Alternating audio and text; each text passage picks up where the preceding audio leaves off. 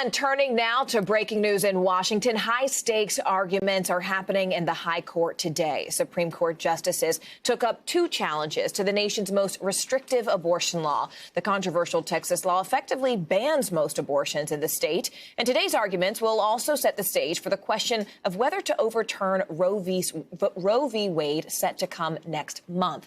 Here to help us break down today's proceedings, we are joined by NBC News Justice correspondent Pete Williams, live for us in Washington, D.C., and also our very own NBC News legal analyst, Danny Savalos. Pete, I want to start with you. Can you just first walk us through these main arguments that were presented today? And really, if you can, just explain to us, how the way the Texas law was designed played into what we heard. Because what I understand, this really sort of came for the structure of the law.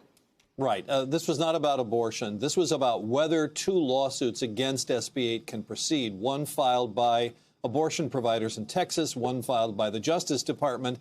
And at the end of almost 3 hours of oral argument, it seems pretty clear that the Supreme Court is going to say that the lawsuit filed by the abortion providers in Texas can go ahead.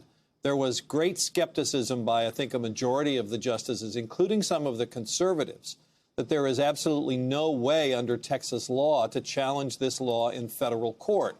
What Texas has said is if somebody wants to sue over SB 8, they should wait until abortion providers are sued and then challenge the law in Texas state court. And I think a majority of the Supreme Court is not going to go that far. Now, they may not be as willing to let the separate lawsuit filed by the Justice Department go ahead, but at the very least, I think they are willing to let this lawsuit filed by the abortion providers go ahead. What I don't know, and I don't think the justices have quite figured out either, is what would that mean to the continued enforcement of SB 8? Because it's not entirely clear whether there is right now pending before the Supreme Court a request to block enforcement of it. That request has already been denied.